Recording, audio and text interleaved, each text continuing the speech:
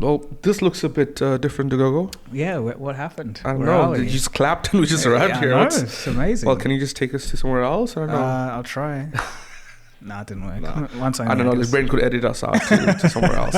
But those who are on the YouTube channel watching this instead of listening, and first of all, listeners, hello. For the watchers on YouTube, you'll see that we are in a bit of a lot wider space than used to be. That is true. We've finally moved to the new place, new studio. As you can see, I don't know how much you can see with this. There's boxes everywhere, and it's not quite done. Yeah, yet, we'll post a couple of pictures on Instagram. So again, if you want to see how it's looking right now, it's definitely undone. But we thought we're just gonna, instead of trying to perfect everything, we'll just bring you through the whole process and get you settled in, just like Dagogo's doing right now, off the camera, settling in, moving his chairs a bit, fixing his mic. Yeah. But okay, so let's move on to the show. So, how have you been? Pretty good in terms of at least getting things going in this side of things. My voice will be a little hoarse. I'm not going to go into the details because it's the same old details as usual. But overall, I just want to say this is the big 5-0. So it's the big 50 of the podcast. And this will be a perfect time to have that. To have that broadcast, which we don't have. We're just recording off a portable we'll insert some clapping. We'll just add some clapping in there. So 50th episode. It's been a year as well. Yeah, that's crazy. So thanks for everyone for sticking around if you have. And if you're just new, welcome to the wild ride. Yeah, it's not that wild. It's really very casual. And that's something we've, I don't know if we need to reiterate every start of every episode, but essentially, there's some like statements that gets thrown at us every now and then. It's like, it's too casual and stuff. And, you should bring up more topics or don't talk about stuff that it's not real to tech. But then when we do, a portion of people seem to like it. Yeah. And then there's a portion who don't. So I guess, we like talking about stuff other than tech as well. Yeah. But we try not to make it the majority. Focus. And I think that's just the internet in general. You're always going to have some people, no matter what you do, that aren't happy. So just better stick to your guns as long as majority of people aren't. Yeah, exactly. On your back. What have you been up to, man? Anything you've fair few things. Well, like there's some things that are working in the background, which I'll probably not talk about. But aside from that, I'll be going on Adelaide Radio next week. Wow. Well, maybe the week after, to do an hour mix of some of my tracks. So that's pretty exciting. I think it will be cool just to I'll just be happy to be there, to be Sorry, are you going to go to Adelaide? No. As in, sorry, I'm like resident hosting. Yeah. So, I'll just be doing that mix and putting it on there. So, that'll be pretty exciting and just interested to see what people think. It's interesting because you are a product of the internet in some ways. You are a man of the internet in some ways as well. I was raised by the internet. You were raised by the internet. That's not a joke. Exactly, right? And that's the same for me and I'm sure Brayden and a lot of the listeners as well. So for you still to be excited about something that is a bit traditional, I don't know where does that come from. Well, I think for me it's radio. Okay, it's more so the station that I'm on because they kind of are into like alternative music, kind of chill stuff as well. And I find that a radio station with that kind of curated audience would be very enthusiastic about the music that's being played. So it's more an aspect of that side, and like you have people writing in and all that kind of stuff. So more of that homegrown community feel rather than just out there on the internet. It's like whoever just sees it. Yeah. So I think that's for this specifically, that's what this is about.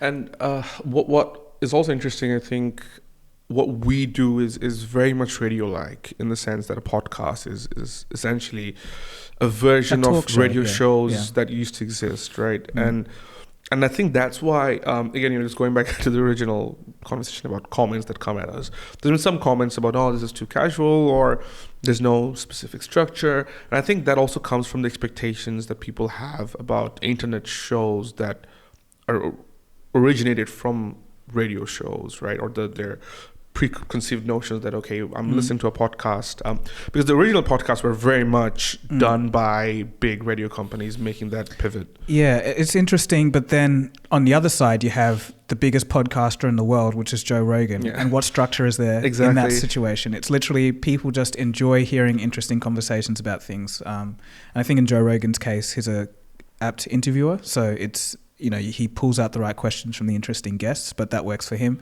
But I think the term structure and non-structure, I don't think that's so important in terms of a podcast. Yeah. And also I think the way we speak, I mean, obviously you've kind of mastered how to articulate yourself better over the years of just doing ColdFusion videos. I think I am not trained on that angle. So I think there's a little bit of difference in how we speak, and I think that kind of... But that's good. In some ways, I think, but a lot of people may not enjoy that. It's, like one person is very, you know, well-spoken, organized, the other was just kind of going off of the tangent. But I think some of those comments are just like people... But I'm saying, like, I understand where that comes from. But also, it's the Joe Rogan part's interesting because we're seeing it's 1,000+ episodes right now, and I've only heard about his podcast maybe 3 years. Yeah, so I gotta say, only heard about his podcast 3 years ago. Oh, roughly? right, really? Yeah, I think 3 or 4 years ago, max.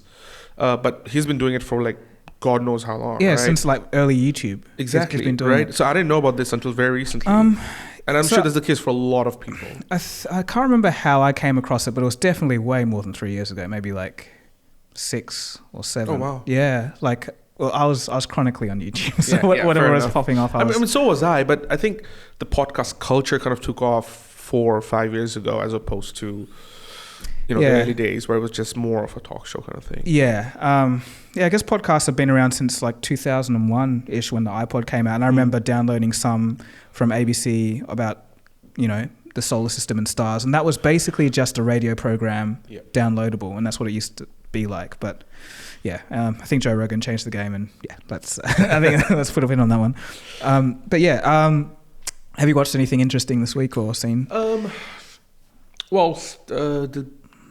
kind of relevant one was the Casey Neistat's vlog that he did that was generated by AI.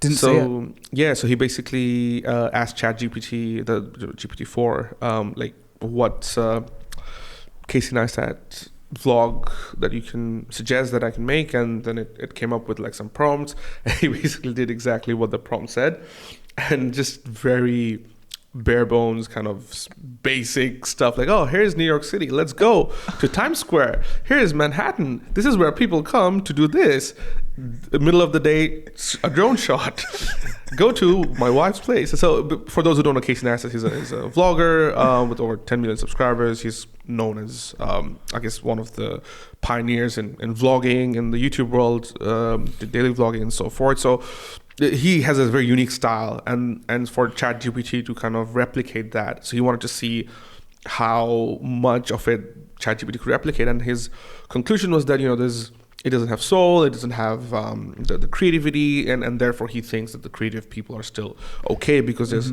But then when he posted it, there was a lot of backlash from Twitter and the serious AI people. It's like, oh, you didn't train it enough. If you give it enough prompts, if you went back and forth, it would definitely be very close to what you are and stuff like that. And Casey's like, well, that wasn't the point. Like, that's not what I'm trying to say here. I'm not a serious AI person, and most of the people using it won't be. So I agree with him that there's a part that you can take it, but right now it's still very much in the early stages. So that was an interesting kind of video that I watched. And about that topic of not having a soul and not being, I guess, creative and all of those points, that's true. But I think the thing that people struggle to understand most of the time is AI doesn't have any of those things, but it's about mimicking. And the fact is, eventually it will get as good at mimicking to fool us in all of these things. So the fact that people are saying, oh, it doesn't think, it doesn't have feelings, so it can't have the right, expression in that musical piece or that drawing, or, the pain and suffering you can't see of the artist's struggle in the artwork. The thing is, but it can just mimic the output, and then that's it. All that stuff doesn't matter. So it's funny that people keep going back to that point. My sister, when she was over, because she's from Melbourne and she was visiting for a while, and we were talking about AI, and I was showing her some artificial intelligence generated images and all of that kind of stuff, and she was like, yeah, but it doesn't feel the same, it doesn't have the soul. And then we went on to writing because she loves writing, and she's like, yeah, but it doesn't feel, and I was just like, it doesn't matter. Like, I don't think it's a positive thing that it may be able to do these things, and you know, all that aside, I just feel that it doesn't, like, all of that human element is just our way of thinking of it. The output will be eventually equal. So yeah, it's just interesting. I mean, how serious is your sister in terms of, you know, keeping up with tech stuff? Not very. Right. Yeah. So how does the conversation go for you then? Because I was thinking the other day when the AI phone scammer news came out. Yes. And I think, you know, I think back to my parents, you know, who are Bangladeshi, and you know, they're pretty aware of a lot of things, but they're older, but not definitely as tech savvy as me, or even keeping up to date with what the world of AI is happening, right? So for me to even explain that to them, look, this could be a potential, like if somebody calls, I know this is unlikely, but for me to explain that, I had to think that, okay, how can I break this down for them to comprehend where things are and where things are going? And I really couldn't come to a basic foundational point where I can start from. That, okay, I could just go like, hey, there's the scam going where people can just duplicate your voices and end it there. But to explain how that's happening, I think it's going to take a while for people of a certain generation and above who are not into that world of tech. You could just say there's technology out there that can listen to a voice and clone it. Yeah. And clone it exactly. Yeah, and scammers are using that to manipulate people. Yeah. Like, you don't really have to go into the detail of training and transformers. I was thinking in terms of the training details as well, right? Yeah. And I was thinking like how could I get to that point? But maybe we can just ask ChatGPT like how to explain to a point, and it'll. And it's like, sorry, as a large language model, I cannot do it. Oh, there was this funny video. This is a while back. It was like, there's this guy that does, you know those, I don't know what they're called, but they're those memes of like the guys in the white faces, and you got different ones like Zoomer, Doomer, like the crying one. Oh, yes. Yeah, yes, like kind of rage comic-y stuff. Yeah. So there's this guy that does like 5-minute pieces on just commentary on society using those characters. Yeah. And one of them was like online dating in the year 2050. And then it was just, you know, they were chatting online and talking, and, you know, then you find out like he's in a bar with this girl, and then they're having a conversation like face to face, and then the girl's like, as a large language model, I cannot blah, blah, blah. And then he takes off like his headset and he's like in VR. Oh. It's like, I was like, that's so, it's like Black Mirror, but in a funny way. And I was like, that could happen. Yeah, for sure. I also saw MKBHD releasing his sneaker line. Did you see that? Yeah, but apparently some people aren't happy with that. I mean, I thought it was very mid. So you're one of them. I mean, I'm happy he's got a product line. Like, don't get me wrong. Like very happy that he's doing that stuff. Look, but design-wise, it just felt very like some because You're a sneakerhead though, right? Yeah. Not like other sneakerheads to the point where they just collect. Like for me, I appreciate the design. I'm not a collector, but I really go into details of sneakers and stuff like that. So I guess for me, it's a bit different. But also, like for Marquez, I really respect his eye for details. I like his design language, his branding, and for someone who I respect in terms of that side of things, to come up with a shoe that felt very characterless to me. So this is, as you're talking, this is what I think happened.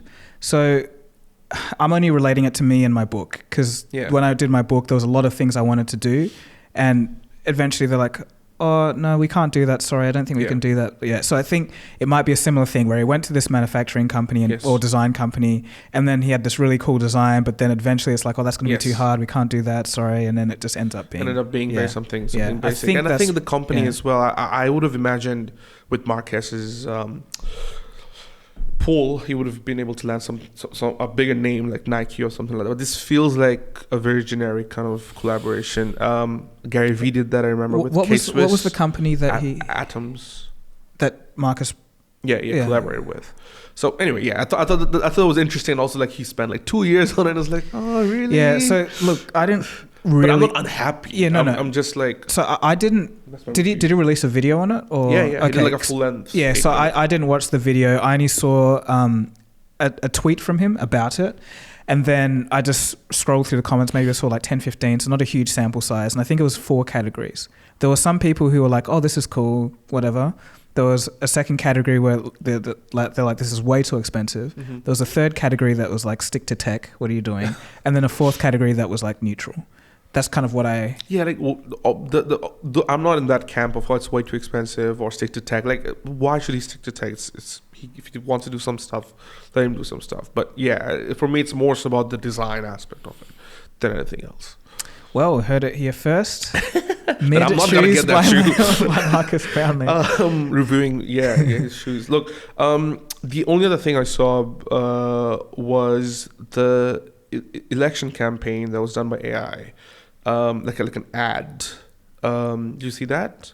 No. For the US. No. I know which camp did it, but basically it was a 2-minute advert that was entirely done through Midjourney and transitions and everything. And he had like Joe Biden and Trump and everything. So that was quite, eye-opening in some ways. Okay. Percentage-wise, 100% is realism. Where was it? Probably like 80%. 80? Yeah. In terms of the way it looked. Uh-huh. But you could tell that it was AI generated.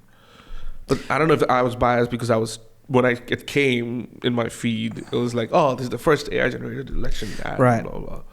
Look, I think we're heading into that point of, I don't know what you'd call this. Like this, there needs to be another term coined for this as well. But where it's like you see something, and it's not that you don't appreciate the art, or because we talked about that last time, how everything could be everything art related could be AI generated. So the wonder of everything is kind of diminished. But this time, it's anything you see could be AI generated. Full stop. So when it comes to election campaigns or Zelensky saying something random, or like it's more than a deep fake this time. Yeah. It's like whole scenarios could be made up.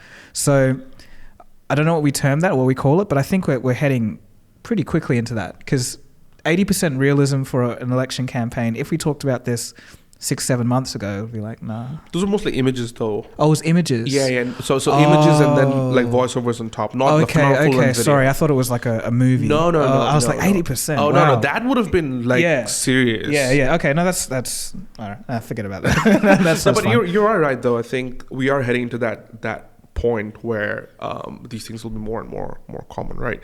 And it goes back to that point, is like that regulations part is like, do we have some sort of not a watermark or something, but some like kind of digital disclaimer, or even like disclaimer. And I think there was an interesting comment in one of our previous episodes where I think we have a listener from Japan, and he was saying that in Japan they have certain things and of how they have to mention that if it's made where and by whom.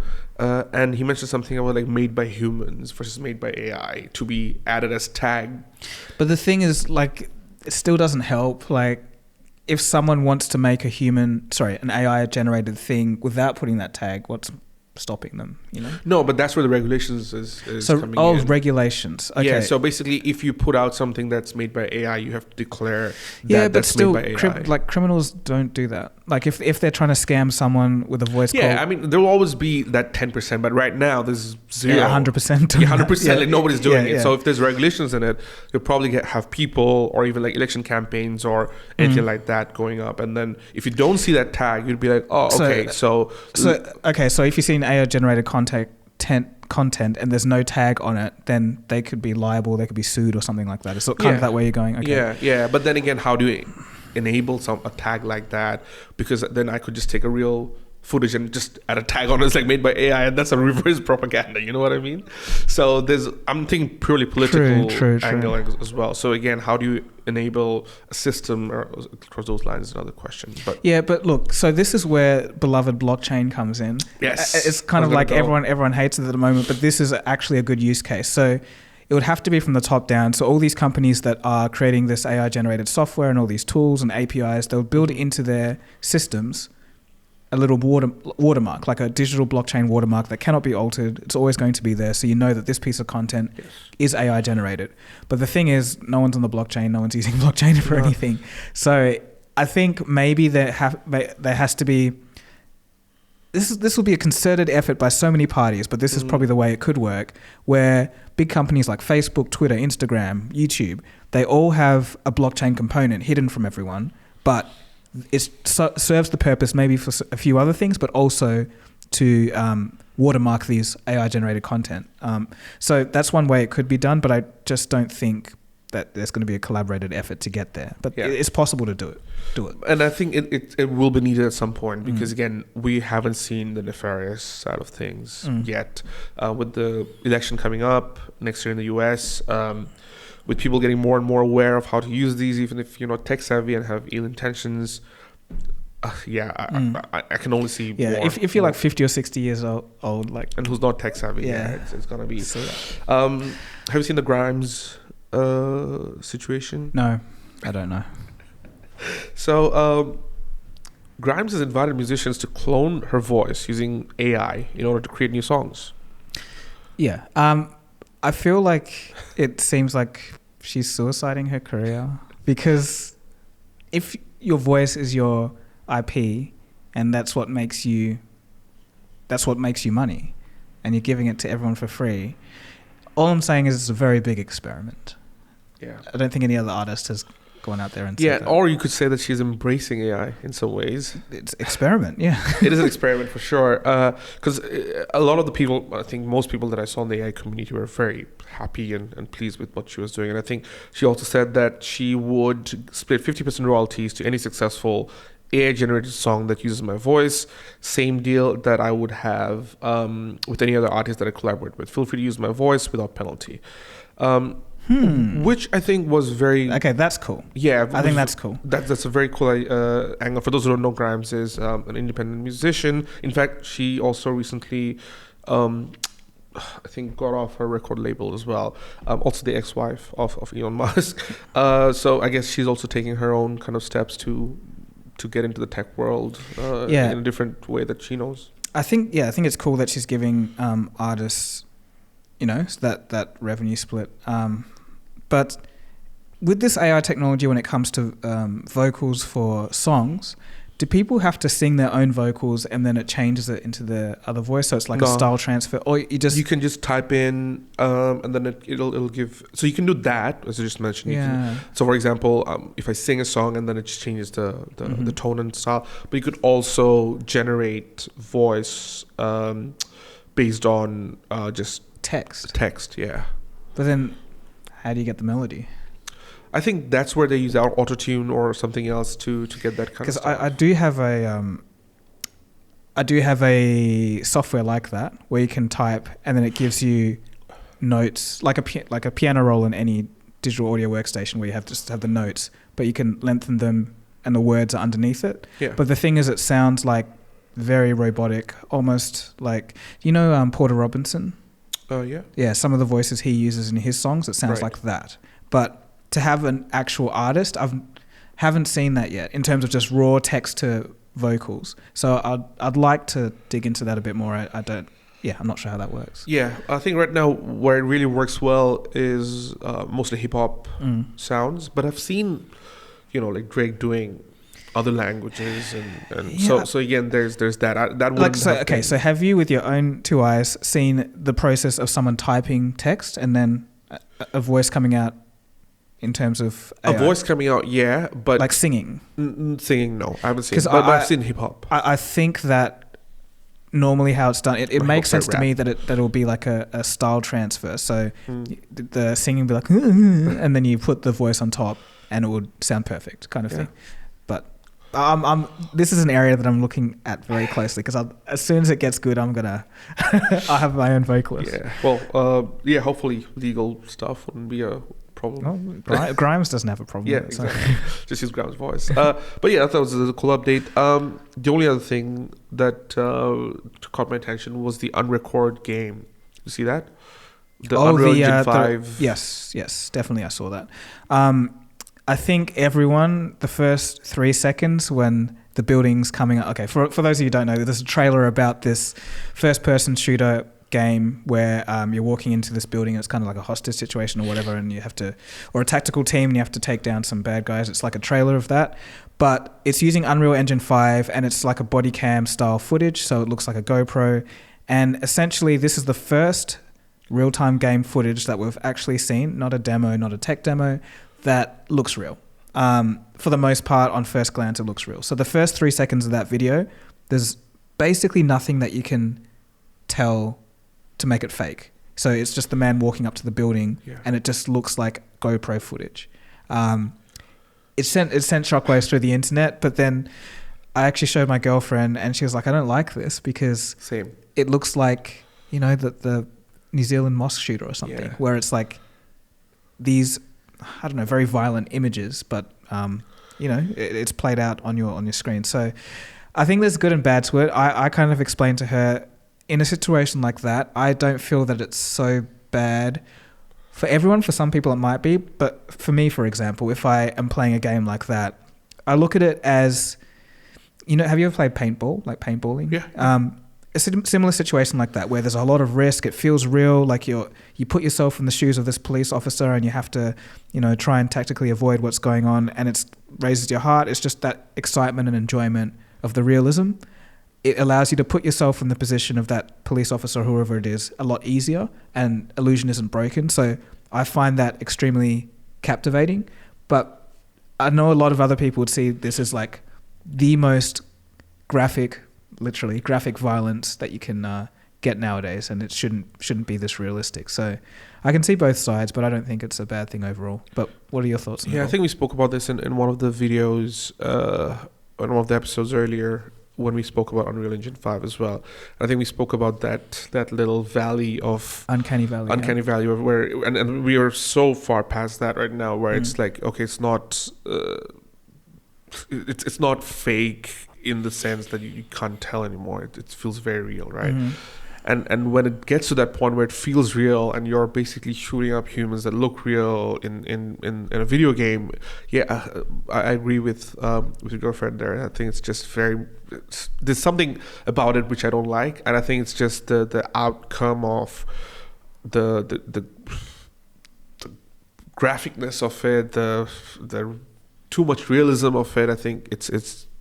Yeah, I don't know how to explain it really, because even when I'm watching, I think that's natural. I think that reaction is natural, but I think for me, I'd have to play it. I haven't experienced it yet, but I feel something else. It's like if you're shooting other humans, but if it was, I don't know, like some sort of like a creature or something that's, you know, like you're playing Stranger Things kind of game where you're shooting at, you know, like that stuff, I think I'll be okay with. Yeah. But when it's like other human beings and but that's just also me, right? Yeah, but the thing is, like when GTA came out in 2013, everyone's like, this is so realistic. Like the kids are gonna go, and it's like, it's just a bit of fun. I agree, you know? and that's the exact same reaction, I guess, what my parents, or you know, a lot of parents at the time were having, that this is too realistic, right?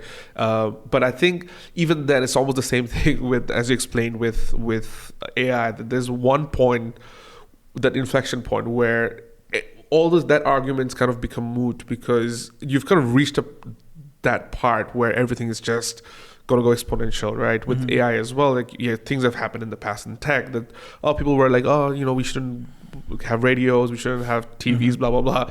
But none of the tech was this exponential when it comes to, you know, building on top. And I think the similar kind of argument in this case, where prior to this, everything, there was still a lot of elements in a video game that you can tell that it's not real. I know that Mortal Kombat was banned in Australia, for example, because it was too graphic in terms of animation and stuff like that. So I can only imagine, like, what would this do? I think there's going to be some countries who won't allow it.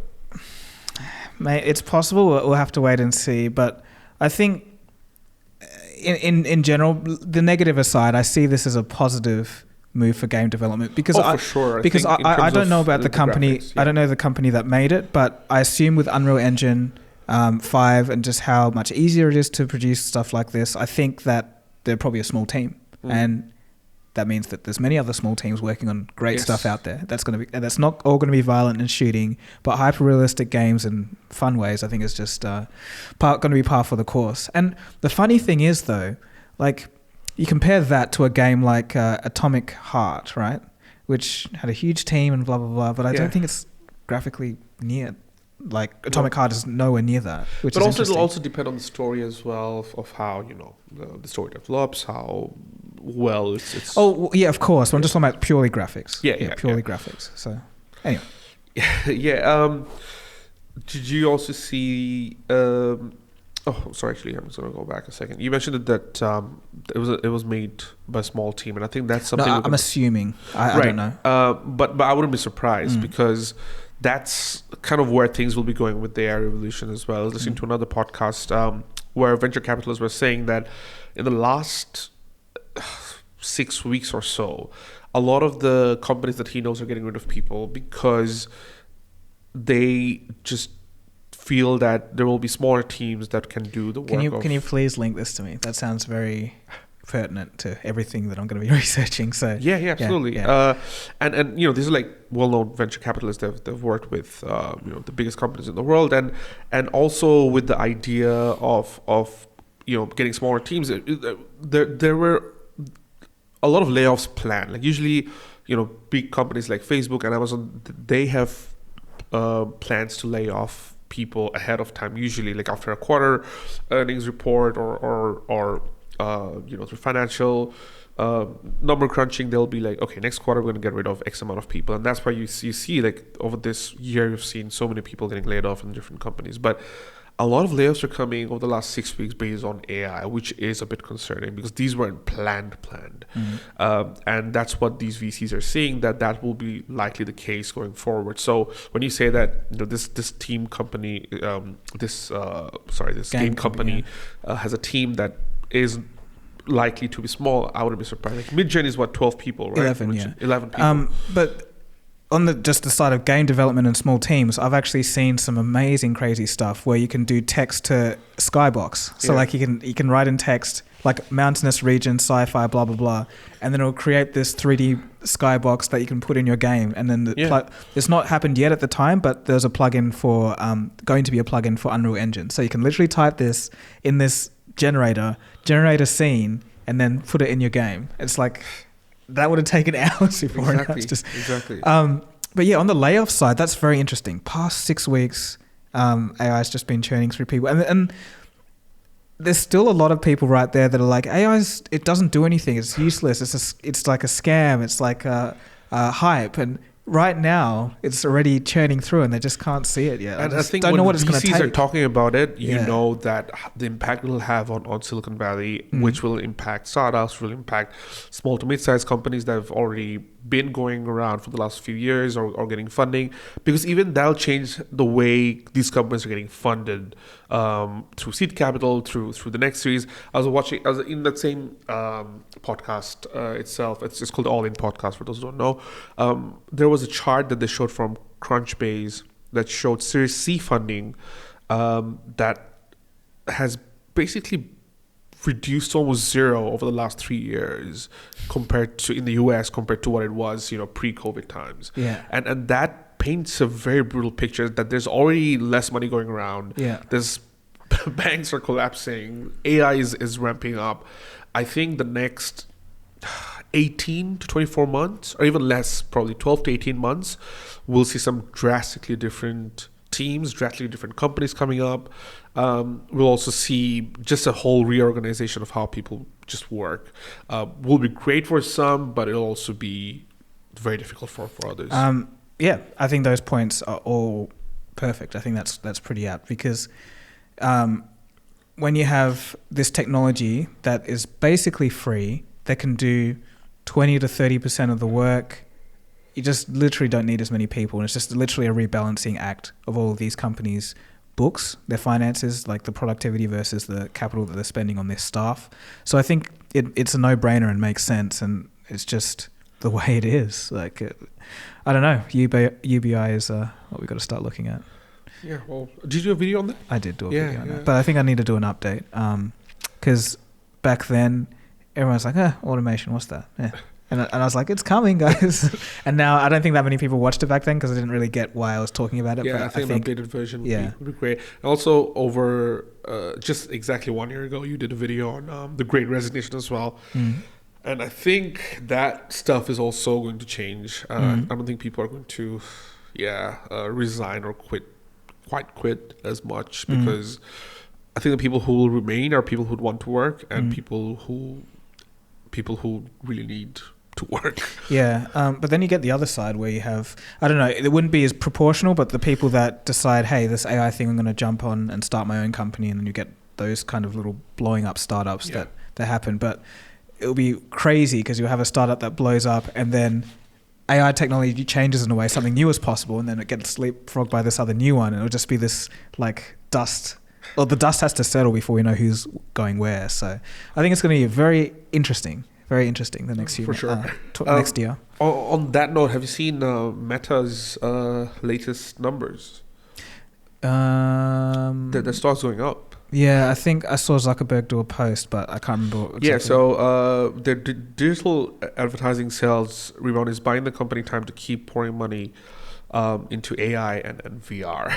so now the metaverse isn't mentioned. That's the interesting part. So he actually did, like as I mentioned, like a post, and he also came up with a statement. Meta sees an opportunity to introduce AI agents to billions of people in ways that will be useful and meaningful, CEO Mark Zuckerberg told investors today. He also said, I expect a lot of interest in AI agents for businesses. Messaging and customer support will come once we nail that experience. He's talking about creating avatars, objects, worlds, code, yada, yada, yada. But then he also said that the narrative that has developed that Meta is moving away from metaverse is not accurate. As evidenced by the planned debut of the next Quest VR headset that's coming later this year. Meta's Reality Labs division also reported a net loss of $4 billion last quarter, and the company said it expects operating losses to increase year over year in 2023. Okay. So basically, they know that it's gonna have some laws, but I think they're just integrating AI as every single other company in the world. It's like the ship's sinking; they've got to bootstrap something. But it's working. The numbers are saying. Okay, so let me get this straight. So the headline numbers you said. Digital advertising revenue was up. Is that what you said? Yeah. Digital advertising. That's interesting. For Facebook across all of their platforms. Sorry, for Meta across all of their platforms, or just Facebook? For Meta. So all of their platforms. Yeah. Interesting. It's not what I would have thought. I wonder what's happening. But that's surprising. Yeah, it's jumped up literally over last week. Not the stock, because that would be the announcement, but I'm talking about the revenue. Yes. Like it's weird. I wouldn't have expected that. So so that's the thing, and that's why it was surprising as well. Yeah. Did you also see that Meta is giving cash back to users from 2007 up to 2023 or something, if you were impacted by the Cambridge Analytica? Yeah, it's like I've heard about it. It was like comes out to like $700 each or something. I don't know exactly how much money, but you could go. That. Yeah, I think the exact site. I don't know what it is right now, but just look up Facebook user privacy cashback, and you could make a claim to get some money off of Zuckerberg. So it's interesting. You never would have thought that the day would come where there'll be some reckoning for what they've done. But the thing is, they've maintained the fact that they're not guilty. But there's a settlement paying out. Yeah. On that note as well, with AI being in every company, have you seen Snap AI's reactions? I've seen people using it. I've seen little snippets of that, and it's a bit crazy sometimes. Yeah. So last week we spoke about how Snapchat added My AI, which is basically its own AI chatbot. It's actually a chatbot that you were talking about, which also helps with planning for like a long weekend with your friends in Snapchat, or if you want to plan, a recipe for dinner, or all that kind of stuff you can do, through the AI bot. But turns out that most people hate it. Why is that? For two main reasons. One, because it's apparently very invasive. So if you've been using Snapchat, it's always like there's the team Snapchat that's always pinned to the top, and now there's the My AI that's taking up more real estate. So instead of seeing your friends, you see Team Snapchat, and then you see. So that's one thing.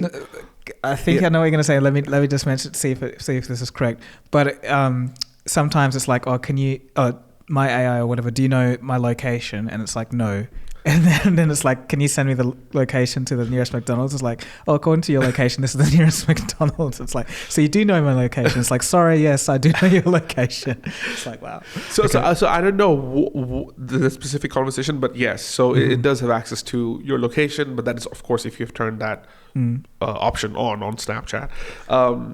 So the second part was because a lot of people thought it was creepy because it knew your personal data, which again Snapchat collects anyway, but then it was relaying back to you, which made a lot of people freak out. That how do you know where I am? How do you know my friend's there? But then if you go to Snapchat Map, you can literally see where everyone is. So that's a bit kind of like I think that's a very interesting insight into how people don't realize perceive, how much, or not just realize, also how perceive about their personal data, like what you don't see, you don't care kind of thing. But as soon as it's in front of you, it's like, oh, how do you know that? How do you know that? How do you know this? Like like people don't.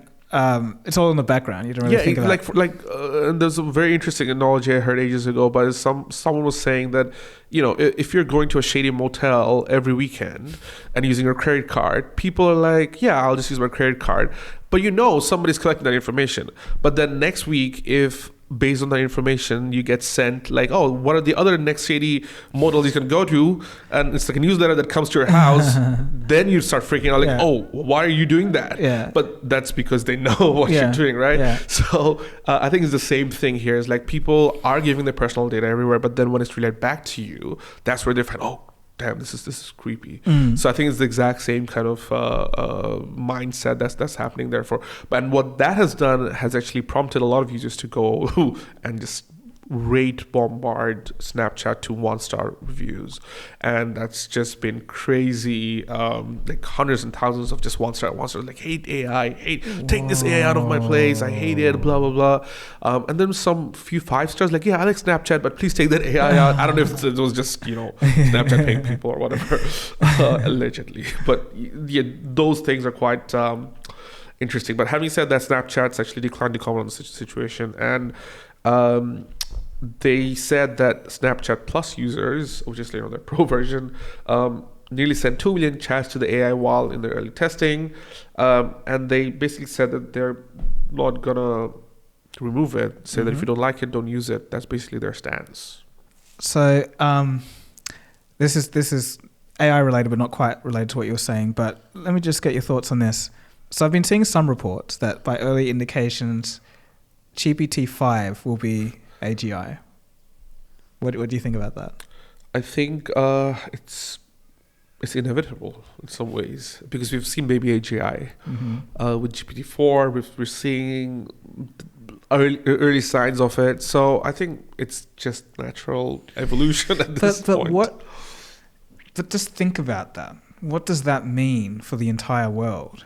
Oh, we're doomed. Just no, it's over. Hypothetically, if you had a machine that you could ask any question in natural language and it could respond better to your question than any expert in any field, and it was free to everyone, what does that mean? What does that mean?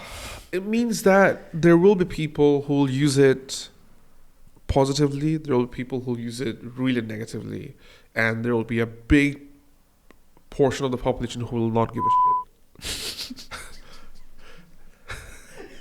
You'll have to bleep that part out. I was not expecting that. But that's true though, because I feel, again, people don't understand what's happening. It's like the biggest event in human history, and like, some people just wouldn't care. It's like 1-star review, take this AI out of my lawn. But yeah, I think it really is a paradigm shift. We have to start thinking about everything differently. Like there's no way else to put it, because there's so many aspects that are going to be touched. It's like everything you think of. It's like from if you have, say, some dilemma with something you're working on, like coding or whatever. It's like that's okay. That's probably already done. But imagine it just does everything for you. And then what happens in the workforce then? Like for these tech companies, it's like they'll need like 1/10 the staff. And these people that are displaced from these tech companies, what are they going to do? I don't know. I actually don't have an answer. I think that's where the UBI side of things we'll have to start looking into. But I don't think we can call it quits totally. I think just like how I'm talking about internet, GPT-5. Yeah, this yeah, is sure, complete sure. AGI, just if it happens, yes. But even then, it's like when before the internet, when internet was about to come, that again was a very big shift in the world of tech. It took a long time. 1993 to 2000, it was like, very slow. Yeah, true. But then again, I think there were a lot of people whose jobs were displaced, but then it created so much more for decades and decades, and that's... Yes, I understand. But with AI, it is the person, it is the mind, it's not the tool. Like, it is, but it isn't. It's doing the labor, the intellectual labor itself. That's the difference. It's because the thing is, we don't know what we don't know, right? And I think... Yeah, okay, go on. In the idea of a lot of the jobs that we have today, nobody even knew that was possible 10 years before. Like, for example, being an influencer, right? Like, sure, a lot of people laugh at it, but that is a legitimate job for so many people who are, have careers there. Think about being a gamer, think of like all these things are enabled by the internet that at the start of the internet, we didn't know that was going to happen. Mm-hmm. So I think... So you're just saying out there in the future ether, just having all these AI agents paired with people will just create jobs we cannot imagine. I agree, and I think that's where we, and it is a bit of hope, but based on previous data that we have. I'm not going to dismiss that. I can't dismiss that. We both don't know what's going to happen. But I think regardless, there needs to be some things in place where if profit is made from these AI agents with minimal effort, some way. It pains me to say this. It's almost like a socialism thing. But some of these profits must go back to society in some way.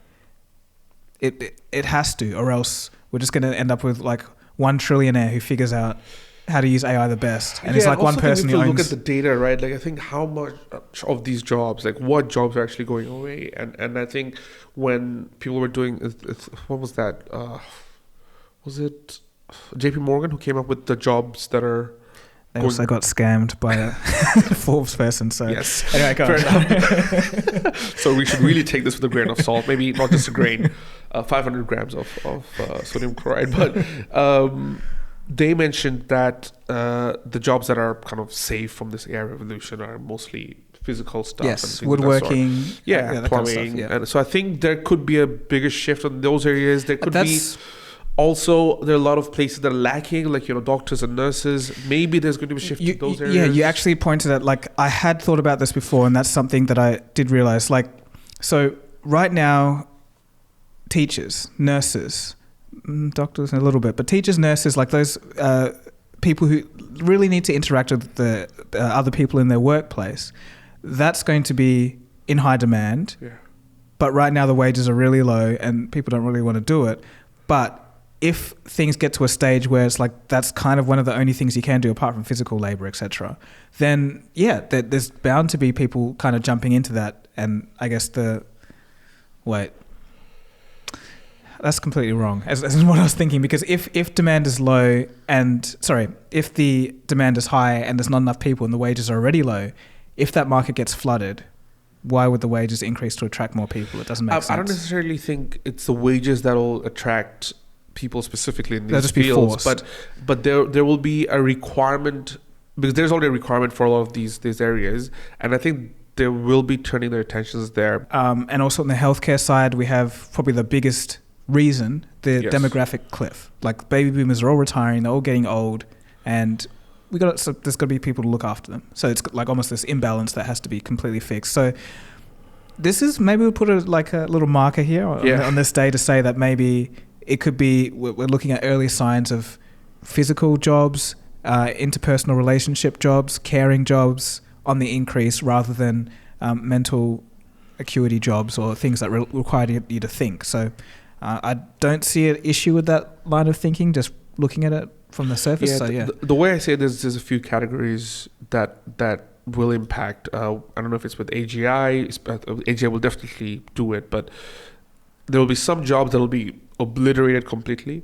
There will be some that will get amplified, and there'll be jobs that will be created that's completely new. So I think agree. those are the three categories. But the thing is, it moves. So I think the jobs that will be amplified at the beginning eventually will be taken over. So. Yes. Yeah. But I think, again, there needs to be something in place where at least everyone's not starving. So the revenue created from these projects some way, maybe it's kind of like a mandated thing where it's like if you're using AI, a percentage of your profits has to go to, but then you have to declare that, and that's going to kind of be anyway. So it's a big can of worms, but I think it's interesting to think about. Somebody in the last episode commented, "Did you guys re-upload this episode? Because it seems like there's deja vu." And I think there is a little bit deja vu every time, even when we speak, because we've been kind of predicting or even just speculating a lot of the stuff that would happen in the future over the last year, and a lot of it is kind of playing out in real time a lot quicker than we thought. So we are kind of repeating a lot of the things we spoke about maybe 5, 10, 20 episodes earlier. So you are right, it does feel a little bit like deja vu, but hopefully the studio space is a bit different for you to see that, you know, it's not all just re-uploads. It's not our fault we're early, you know. You can't help being right. This episode, you know, we just tried to get it all together because, you know, it's a new space, everything's kind of all messed up around us. So if it sounds a bit weird, if it looks a bit weird, you know, this is kind of like the start. Hopefully the next one will be a lot more cleaner. But I just wanted to end this with a question for you that got asked a few episodes ago by @ISatChe. I think that's the name. He asked, how did your worldview change after doing extensive research in order to make ColdFusion episodes? I guess it's easy to become more cynical. I thought it was a great question because I actually did see that question. I've been thinking about it. Yeah, because it's such a good question. So thank you @ISatChe for asking that question. But it also made me think that, you know, you've been doing this for so long, and some of the topics we cover are generally very great, but there's also a lot of things that, you know, there's just the whole AI jobs and the future of the world. There's a lot of uncertainty when you're covering the fraud stories, the scam stories. Like, those are also all not very fun to research to see how some of them are funny, but the point is, I get what you're saying. Yeah, there's like people are. There's a lot worse, a lot more bad people out there than you would think. Exactly, yes. Right? So, how does that... You could probably see by the tone of my videos, maybe. Like, in the beginning, it was quite positive about, you know, inventors or like technologies and how they came to be. And when I talk about companies, it would be in a good light mainly. But I think it's just, as I've been researching and going through just deeper details and more things, you kind of do find out that, hey, like, a lot of people, there's a lot of bad actors out there, and more often than not, it's kind of, I don't know, the selfishness, the greed, all of this kind of stuff runs the world. And I don't know, me, myself, I am quite hopeful about most things. So I don't think I've completely lost, you know, how I initially felt. Like, I'm very, like, the interest and I guess the joy in learning about things still drives me, but I find that I'm disappointed a lot in the behavior of certain people. Let's just put it that way. And that even extends to AI, like in terms of how a lot of this stuff was released without taking into account any checks and balances, any evaluation of the impacts that could happen from it. So, you know, not OpenAI, but Microsoft fired the whole safety team of their AI development because they just wanted to rush it out there as fast as possible. And on the one hand, you understand because this is a major technology and it needs to be out as quickly as possible to gain that market share. But on the other hand, it is a technology that does do a lot of the intellectual labor that people do as well. So you have to balance those, but Microsoft's just like, we'll do it. So I was quite disappointed in that. And just overall, there's just a lot of disappointing people. So to answer the question, I am a bit more jaded, but not overly so. Yeah. Cool. On that heavy note. Yeah. All right. Well, that wraps up today's episode. Thanks for watching. Hope you enjoyed it. Hope you enjoy this beautiful scenery. And we'll see you again next time. Cheers.